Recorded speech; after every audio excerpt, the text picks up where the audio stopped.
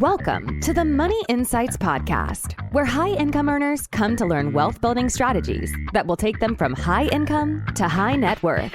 With your hosts, financial and wealth-building experts, Christian Allen and Rod Zabriskie. Welcome into today's episode of the Money Insights Podcast, where we talk all things money and business. My name's Christian Allen, and I'm with my co-host, Rodney the Pod Zabriskie. Rod, what's up, man? Hey, I'm doing great. So we had a fun and intriguing interview with Jason Lee. Jason Lee's a real estate investor. He's the founder of JLM Real Estate, host of the Multimillionaire Podcast. We'll talk a little bit more about some of his background in a second, but for being, well, I feel bad because I was going to say for being so young, he's incredibly impressive, but he's just impressive regardless of how old he is, right? Yeah. So I thought Jason had a lot of really great insights, and he focuses his market in San Diego, but I think the principles that he talked about really resonate across the country, regardless of where you're investing. So anyway, I thought the interview with Jason was really interesting. He had a lot of great insights, and again, especially for someone who's so young, but he's just had a lot of success already. So super cool. Yeah, absolutely. So maybe I can give people a little bit of background. So as you mentioned, he is a broker and real estate agent there in the San Diego area in the commercial space. So he's, again, been really successful. And now he became a broker of his own firm, has a bunch of people to work with him. But then he also went out and started investing himself.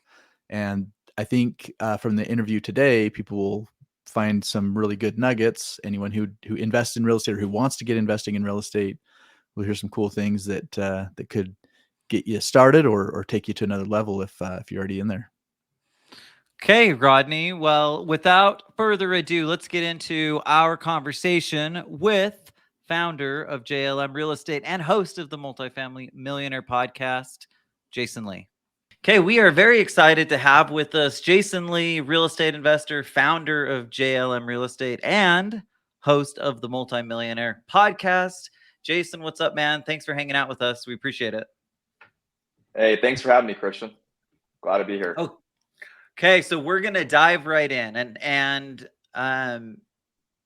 before I ask you about kind of some of your background and just how you got into real estate, like I want to hit on this first. So you're obviously young. You've had a lot of success already. We've hit on a lot of the things you've done, both as an investor and as a broker. But what would you say are the top two or three things, the top two or three keys to being able to find success as early as you have? Yeah, I think top two or three things that have helped me the most in my career. I think number one is most people aren't going to want to hear it, but it's just working longer hours than most. I think just putting time into and having focus on what you want to be successful in order to beat the competition and in order to, try to keep up with people who have done it much longer than you, you have to obviously work longer hours and try to catch up to those people. The second thing that's helped me a lot is kind of finding what I really love to do. I think I tried a lot of things when I was young, and I knew what I was good at and knew what I wasn't good at. And when I found out that I really liked real estate and was actually, could be good at it, I just went all in on it and just focused all in on real estate. I know a lot of people, kind of have that, the grass is green on the other side syndrome, shiny object syndrome, where they kind of move side to side to different things. But when you go head first into something you actually like, a lot of results will happen. Yeah, very cool. Those are good pieces of advice.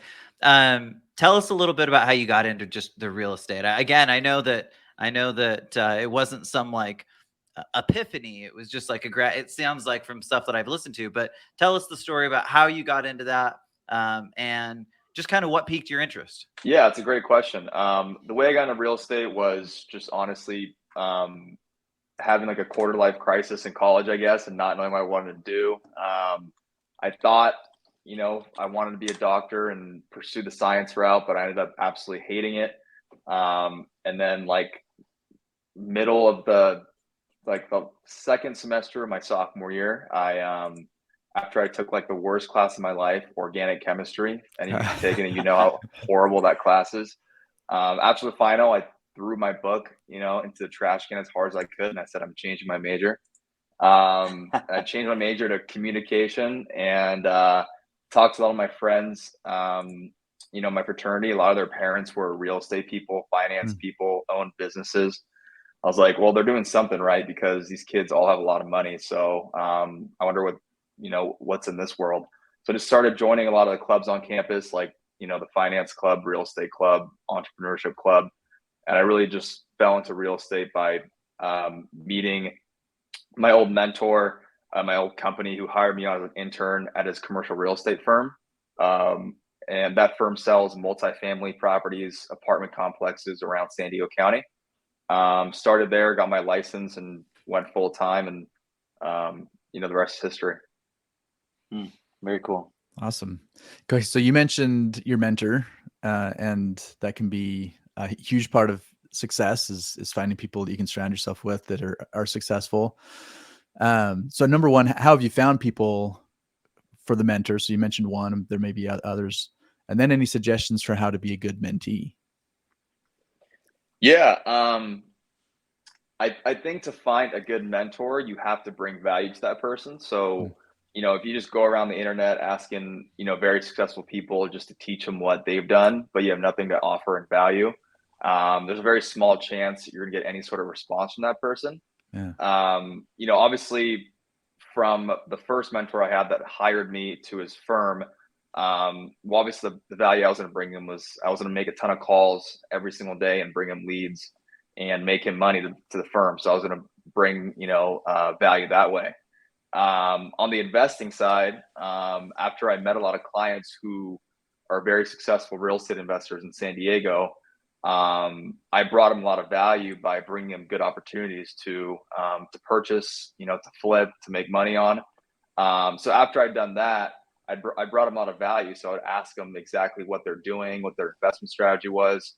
So I'd always ask a lot of questions after I'd already made the relationship and brought a lot of value first. I never asked for anything unless I gave something first. So I think a lot of young people out there, ask a lot of questions and want a lot of time from someone who's been in the business for a while, but with nothing given in return. So I think when you change your mindset on providing value first, it's a lot easier to find a mentor that'll help you. Good stuff. Jason, I have a question from a sales perspective before we talk more about kind of the investor side. What are you doing? What have you done? You've sold a ton of real estate over the past 5 years.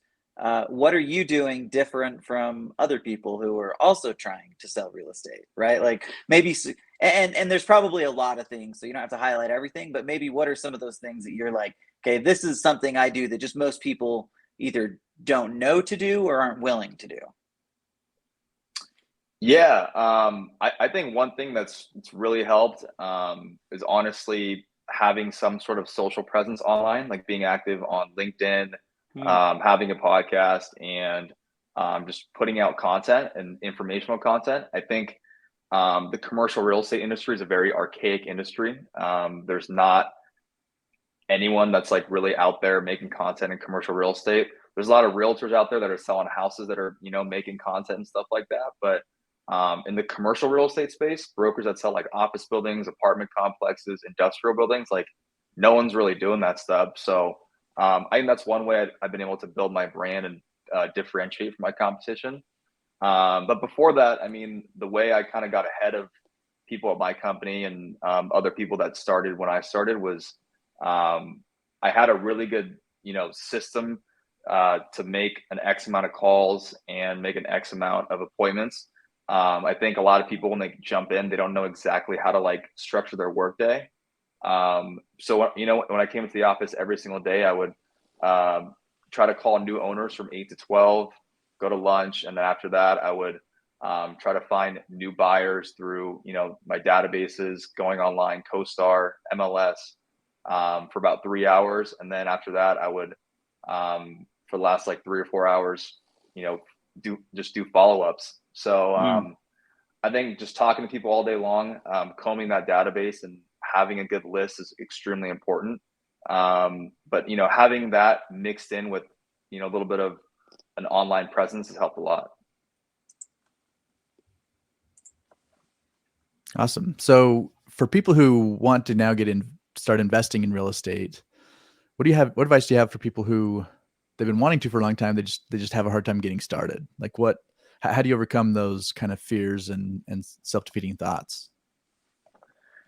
Yeah. I think now's a really good time to buy real estate. I think there's a ton of competition, especially in my asset class, the last 2 or 3 years. A lot of people were jumping out of retail and office spaces after COVID who didn't get rents from their tenants for a long time, and people are cashing out of those and buying multifamily. But I think if you're someone who's listening and you want to buy real estate, but you're having trouble doing it, I think that the number one advice I have is finding good partners and pooling your money and buying. I think investing in real estate by yourself in the beginning is very hard because you have to learn everything yourself. You have to, put down all the down payment. There's a lot of unknowns in real estate. So if you can partner with someone maybe who's done it before, or with someone who has the knowledge or has extra capital to help you buy your first investment, after that it gets a lot easier. After you buy your first one, you can get the first one done, and you learn the whole process. Deal 3, 4, and 5 and 6, whatever, is much easier every single time, because the fear is the absolute soul crushing thing during that first deal, because you don't know what's going to happen. So if you have a partner or a friend who's done it before, or someone who wants to get into it with you, where you can pool your knowledge and your investment capital to get into that first one, has been really beneficial for me on how I got started. So you're a broker and an investor, Jason. Has that helped your perspective, or maybe what perspective has that given you? That's maybe, let me try that again. Has it given you a perspective that's made it easier to go into the investor world? Yeah. I always say that if you're looking to be an investor in real estate, starting as a professional in the industry, whether it's a broker, lender, whatever it is, it's really beneficial because you can learn, all sides of the business.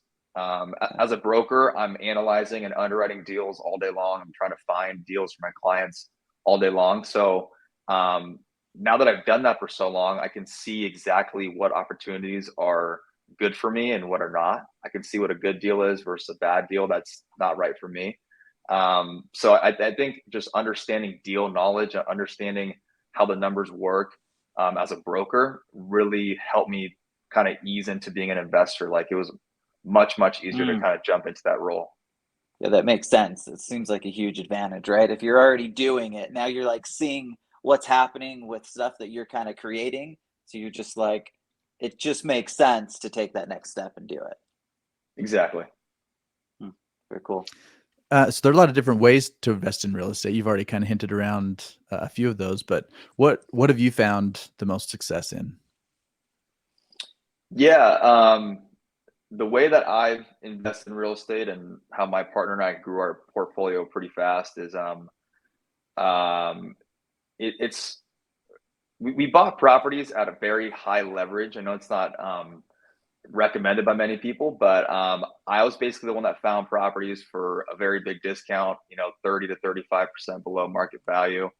And then my partner, like I said, he added value by helping with the capital stack. He runs a debt fund, so he has access to great debt. So, I was the deal guy, he was the capital guy. I ran the construction, he did the accounting. So we kind of pooled our skill sets and, combined them to kind of help grow this portfolio. So the way I grew my portfolio is, I would buy, let's say, a fourplex for $1 million. I did that 3 times, put, 150 to 200K into each investment, sold those properties for 2 to 2.2 million. And then we would take the profits and roll them into a bigger asset, like an 8 unit or a 10 unit, by doing a tax deferred 1031 exchange.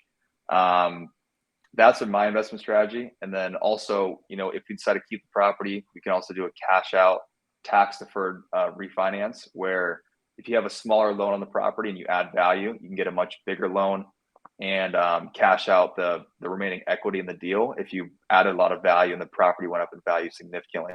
So that's how I've been able to grow my portfolio really fast. And you mentioned construction.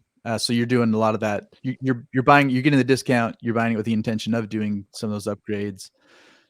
Do you have you primarily been doing where you have to make those upgrades before you can start renting out, or is it kind of one of those where you're kind of rolling through the upgrades as you go? Yeah, that's a great question. So 90% of the time, if you buy a deal that, where you can add value and, buy it for a discount, whatever you want to call it. Mhm. If you're buying a deal that needs a lot of work, there's a huge chance that, especially in San Diego County, the deal does not cash flow day one. So the rents are super Yeah. low. It's an old owner, maybe out of state, that hasn't taken care of it, who's owned it for 20, 30 years, hasn't raised rents in 20 years. Mhm. So there's a good chance that the rents are, 50 to 60% below market value for the rental income. So, since that, is the case, you're usually not cash flowing day one, you're actually losing money day one. So Yeah. our strategy is to, help find those tenants, find new homes, maybe give them a cash for keys to help them, make their security deposit for the next rental they go into. And then we renovate all the units as fast as we can, so our carrying costs are lower. And Mhm. then within 3 to 4 months, we're re-renting them, re-renting all the units to market rate tenants. Yeah, it's a quick turnaround. Jason, tell us why well, I guess I shouldn't say that. What's your preference in terms of investing today? Are you in the commercial space? I shouldn't say it. I know you're in the multifamily space. What's the pros and cons of going commercial versus multifamily? Where are you spending most of your time?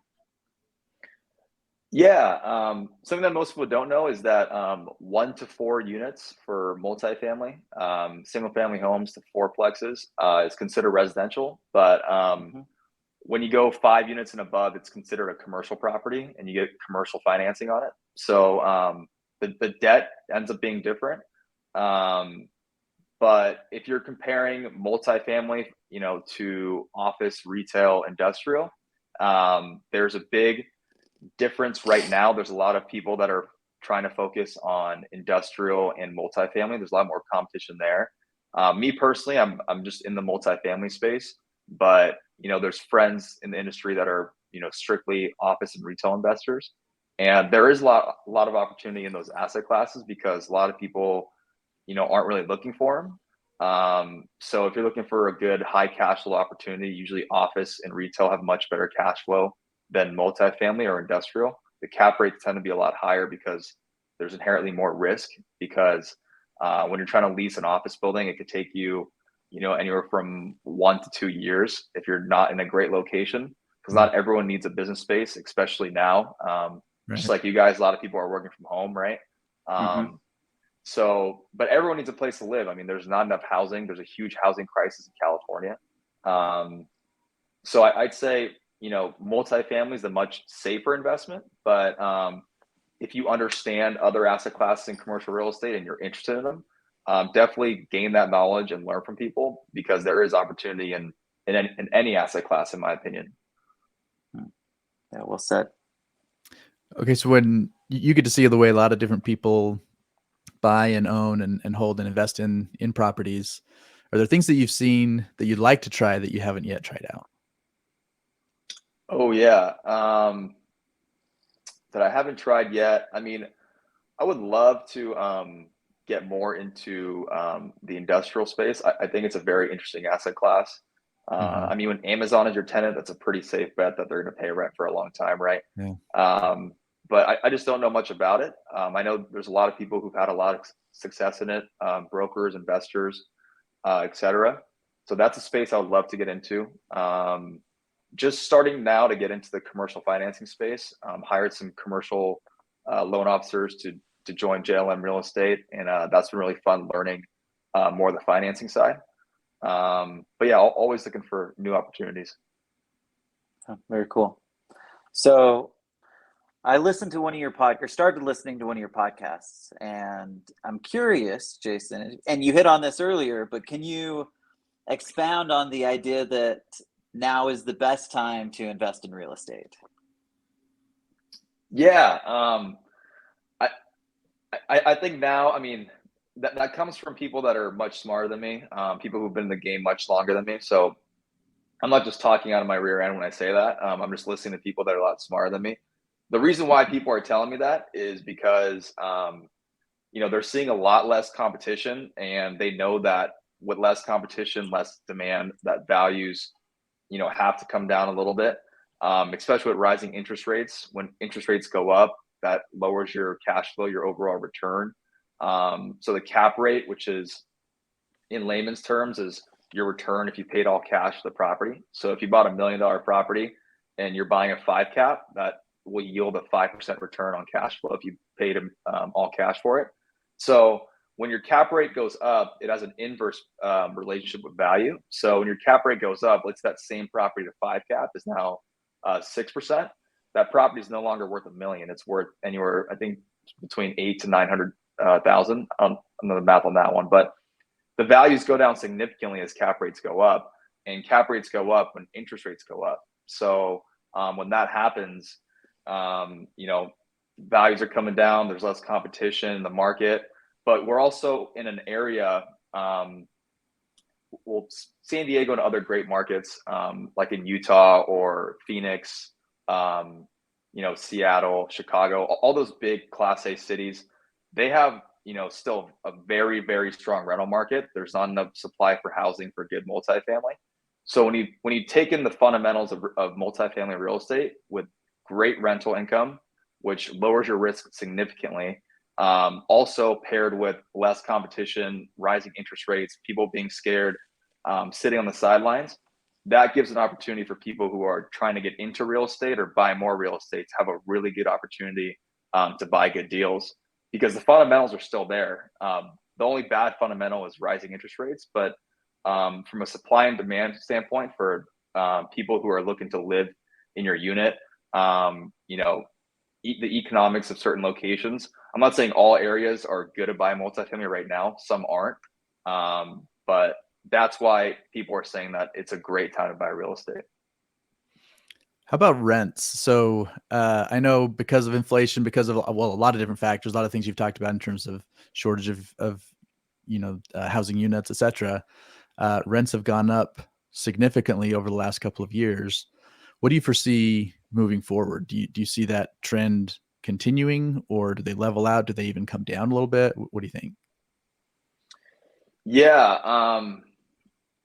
I can only speak for Southern California because I only study the Southern California market. But I've seen graphs from CoStar, the biggest commercial real estate data platform, and from bigger economists down here. San Diego County and Los Angeles have had an overall rent growth of like 7% over the last decade. The past 2 years has been a lot higher. It's been anywhere from 15 to 20%. That is not sustainable at all. So that'll definitely slow down. But people are saying that, in supply constrained markets, that rents will still go up 3 to 5% per year. That's what CoStar is forecasting. But it's tough to see them coming down, because even in 2008 to 2010 in Southern California, rents actually went up like 0.2% in 2008 and like 1 or 2% in 2009. Okay. And there was a lot more supply back then. Fast forward, 12, 13 years later, there's a lot less supply and a lot more people looking to live in Southern California. Population's just gone up. So there's just too much demand for the rental prices to come down. Other markets, it's different. I mean, I've heard that there are more vacancies right now in certain areas, and rental prices have come down a little bit in certain parts of Texas. I have friends out there that are brokers there. But in the markets I focus in, they're not seeing any forecasts of rents coming down. So maybe just stabilizing, right? If it's back to that kind of 3 to 5%, that's probably what you might call normal, whatever normal means, but more typical. Yeah, much healthier for sure. Yeah. A 20% rental growth a year is not healthy. Yeah, crazy. Yeah. Jason, what are advantages, and you've hit on this a little bit, but what are some of the advantages of investing in your market in San Diego? Yeah, that's a great question. I'll say the pros and cons. Yeah. Advantages of investing in San Diego or just California in general. There's been greater appreciation than most markets here in California than, compared to any other market in the US. So appreciation's been extremely strong. Obviously, the reason why most people invest in California is because the day one cash flow is a lot lower than some places like, Ohio or something like that. So if you're looking for high appreciation, but you're okay with lower cash flow, California is a great place to invest. But that being said, I mean, if you have relationships and brokers and you can find off-market properties, there are deals that cash flow really high and also appreciate a lot. So it all depends on really who you know. Big markets like, San Diego, Miami, LA or wherever you are in the US, it's tough to find a good deal if you're buying in a class A, city. I think the risk factor is also very low in California. I think because of the weather and because of the overall economy of the state, I think people are always going to want to live in California. So if you're buying in a good location in California, that property is probably going to do pretty well. So I'd say your inherent risk is pretty low. The only the main con about investing in California, as everyone knows, is most of the municipalities, right? The government, the state and city government, especially in LA, it's the absolute worst. But the tenant laws, right? It's not a landlord friendly state. It's a tenant friendly state. So you have to be careful when you're moving tenants out, when you're executing your business plan, rehabbing the property. There's a way to do it, and there's a fine line, to make it happen. San Diego is a lot better than other cities like San Francisco or LA. But the main con of investing in California is dealing with the laws. Cool. Yeah, makes sense. I have a feeling you have a good broker recommendation in the San Diego area. For sure. Yeah. Okay. Now let's talk about tax strategies. So what types of tax strategies have you used or seen other people use as you're investing in commercial space? Yeah. So I think tax strategies in real estate is the most underrated part about the industry in general that a lot of people don't know about. To answer the first part of that question, I think depreciation is the way to depreciate an asset is a way to get tax benefits on a property.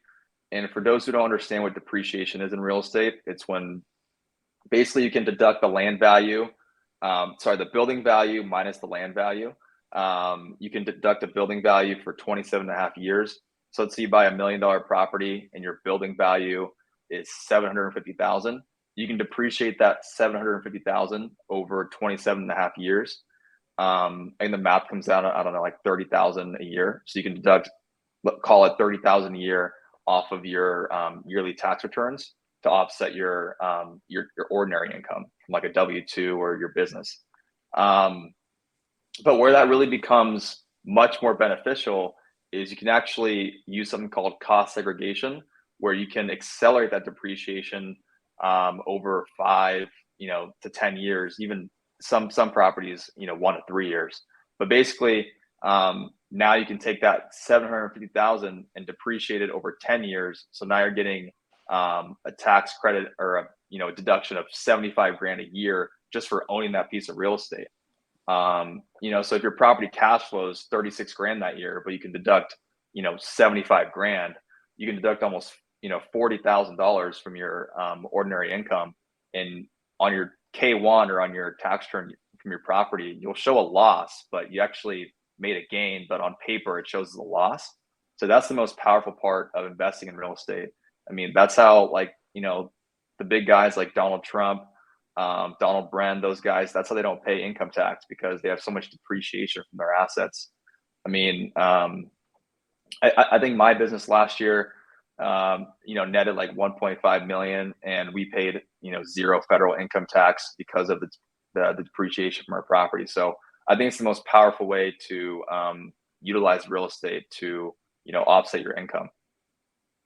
Yep. Super powerful. Okay, Jason, what is the number one piece of advice you have for investors before we kind of wrap things up? Yeah, I'd say, whether you're looking to invest in a business, stock market, real estate, I think the most important thing is just having knowledge of what you're doing. I think, listening to a great podcast like yours or reading a book about the asset class that you want to invest in. I think the most important thing is knowing knowing exactly what you want to do and what path you want to take.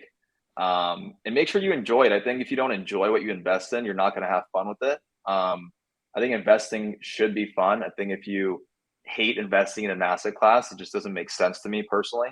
I think you have to believe in it. You have to like it, enjoy doing it, have enough knowledge about it. But that being said, don't let the knowledge factor make you, become paralyzed and you never start. There's a point where you have to take that knowledge and just make the first move, no matter how scary it is, and just, put money in it to really get that compound interest started. So that's my best advice for that. Love it. That's great advice. How do people get connected with you? What's the best way to connect with Jason? Yeah, best way is just Jason Lee on LinkedIn, or my full name, Jason Joseph Lee, on Instagram. That's the easiest way to direct message me or connect with me. Awesome. You can also reach out to Rod and I. We can connect you with them. And he's got the podcast. So make sure you go check out the Multimillionaire podcast. Did I get it right, the name? Almost. Multifamily Millionaire. Yeah, right. As I said it, I was like, I missed it. Okay, the Multifamily Millionaire. I've checked it out. You do an awesome job, man. Thanks so much for coming on. We appreciate it, and we'll talk again soon. Thanks so much for having me. Thank you for listening to the Money Insights podcast. To learn more about the financial and business strategies discussed in this show, please visit moneyinsights.net. The views and opinions expressed on the Money Insights podcast are not intended to be individual financial, tax, or legal advice. Always consult with the appropriate advisor before making financial decisions. And if you're enjoying the show, please feel free to rate, subscribe, and leave a review wherever you listen to your podcasts. This will help others find the show and learn wealth building strategies for themselves. Thanks again for tuning in, and we'll catch you in the next episode.